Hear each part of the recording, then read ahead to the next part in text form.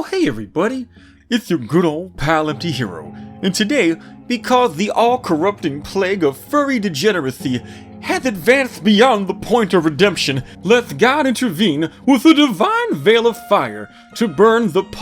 pud suckers and slug butt fuckers away. We're gonna discuss the OctoDad series, known in some circles as Quap 3D, Ringo's wet dream, and perhaps the greatest piece of cephalopod-related media since that one Japanese video. You know which one I'm talking about. Shrug your shoulders nervously and look around the room as if you don't know what I'm talking about all you want. We all know that you do, fucker. Our epic tale of one octopoid's journey to find himself begins in the freeware student game OctoDad, or perhaps more specifically, within the confines of the most state-of-the-art home MS Paint can provide. Therein, our protagonist, the eponymous OctoDad, must hastily assemble an impeccably accurate duplicate of himself for his race traitor slut of a wife to complain to about him biting off her beef curtains with his razor-sharp beak. After some dust floated up from his lobster bib and he sneezed while eating her out that one time,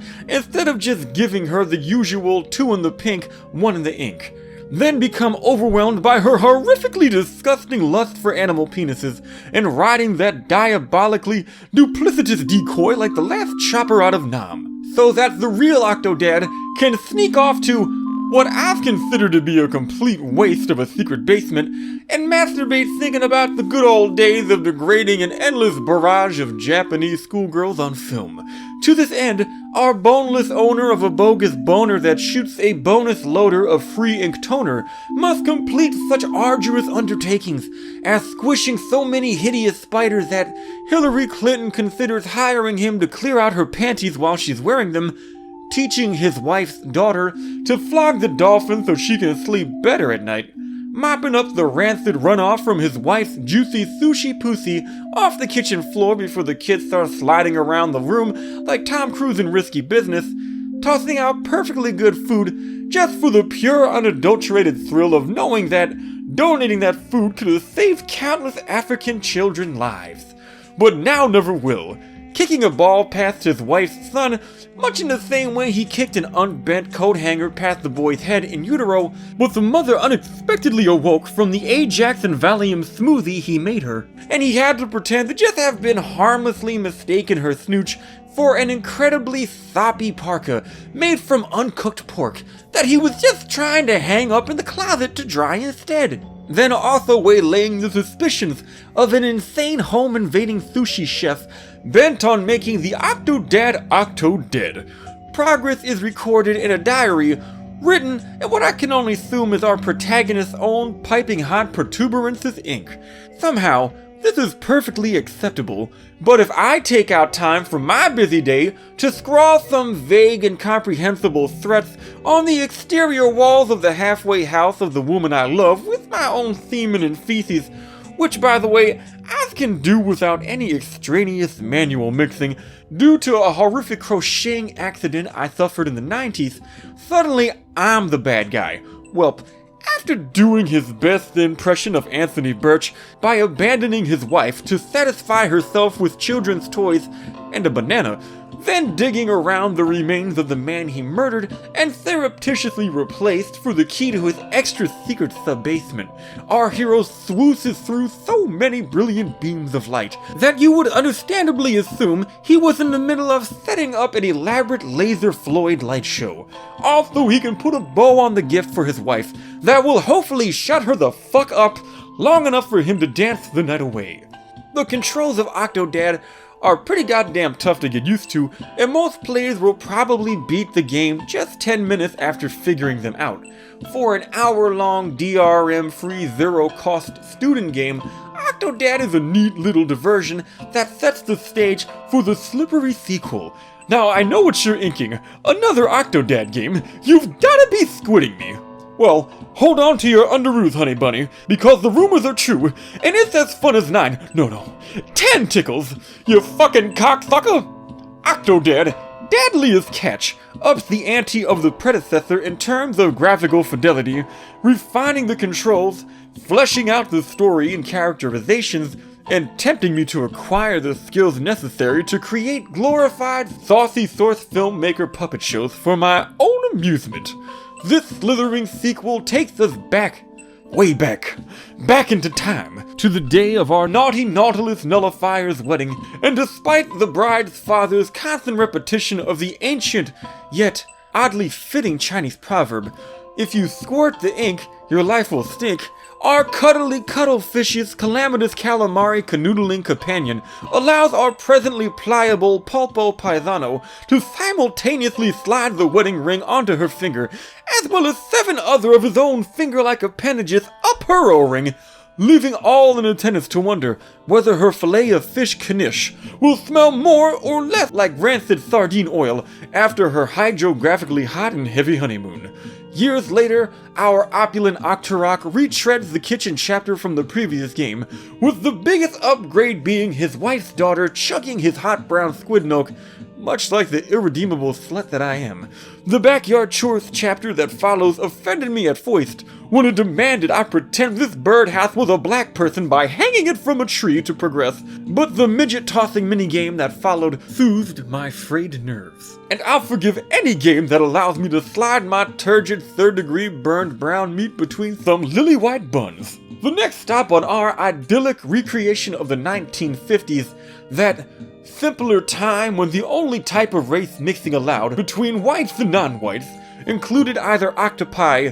the Irish, or Anthony Cumia's parents, is the supermarket, where, while in progress of attaining a frozen pizza, an apple, and some chocolate milk, OctoDad's wife's son proclaims, "I want Sports Johnson cereal!" To which our resplendent resident of Raleigh replies, "Well, I want a son who isn't a monumental disappointment." Luckily, he says as much in his usual burbling Dick Clark voice, so no one is the wiser. This section concludes with the diabolical duo of the sushi chef from the original game attempting to fricassee our Pharisee due to his species abnormality. Then perhaps even more horrific than suddenly being transformed into Jewish Christmas dinner, the ominous rumblings of marital discontent,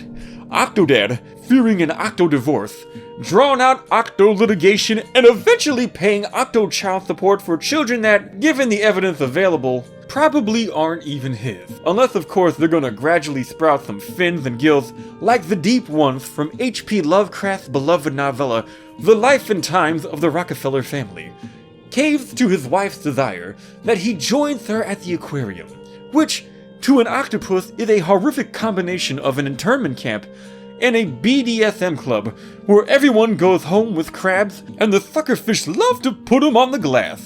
trembling in fear of suspicious biologists who can easily blow his cover, and furious with the cephalopod equivalent of blackface staring him down from Vertebrae Privilege Mountain. Our heroic haddock inhaler braves a gauntlet of ironic visual metaphors that include the brutality of the exact sort of bigoted race war our protagonist wishes to avoid with his intermarriage, and the exact opposite of what happens when John Podesta comes. OctoDad then attempts to waylay his confused concubine's concerns about his profoundly problematic pelagic proclivities by jamming more stuffed animals her way than a furry analvore fetishist's wildest dreams could conjure. She dismisses these gifts as inferior to the answers to her questions and worthless compared to our champion's loving touch, which only raises the question as to whether or not splatooning your wife's poonin with the pinion from your pantaloon counts as regular penetration or fisting,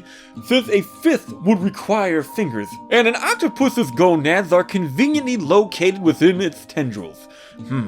An uncertain fate leaves our crestfallen kraken literally in the dark, and not even the power of dance can lift his spirits. One sushi chef stealing his octo disguise later, and our OctoDad is octo-demoted to suffering a complete octo-stential breakdown within his watery cage. Melancholy memories drag him back to the fateful moment he met his future bride, beleaguered of stuffing jellyfish in a vacant conch shell to utilize as a makeshift pocket pussy. Our Japanese appetizer snuck aboard a fishing ship just for the halibut, but inadvertently encountered his bride-to-be stowing away because she wanted to gorge herself on semen and thought homophones were just something that Anderson Cooper used to call up Don Lemon on the weekends. Our octo-bachelor was attracted to her initially because of all the sailors bukkakeing her made her stink permanently of shrimp. But the way she helped him attempt to brutally murder the chef by knocking him overboard hundreds of miles from land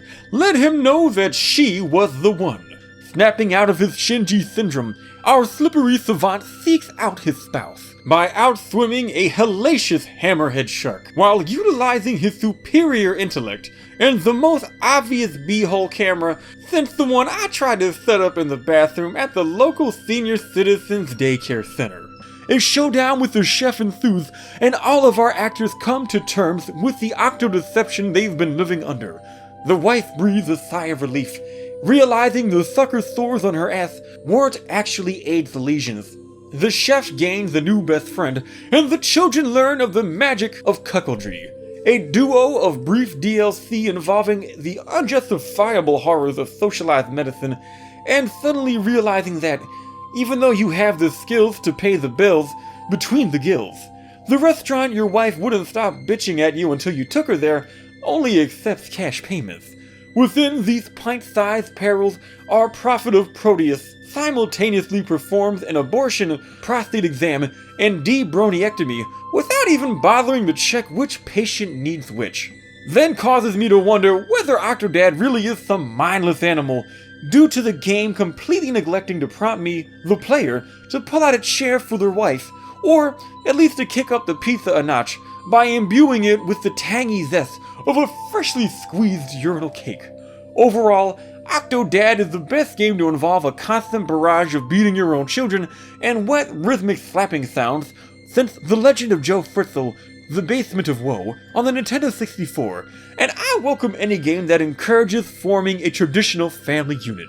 Well, that's it for today's video. If you liked it, you can use the links provided in the description of this video to join my Discord so you can receive notifications for when I live stream. Check out one of my original ebooks, paperbacks, and audiobooks on Amazon. Check out my Patreon so you can vote on which video I'll make next. Or you can have your doctor put you into a medically induced coma so that the two of us can spend the rest of your life hugging naked in your heavenly comatose fantasy land where the butterscotch rivers glisten with Swedish fish, Mountain Dew rain shimmers beneath marshmallow clouds, and our genital warts burst forth with a completely different kind of sour cream. Until then, thanks for your time and goodbye!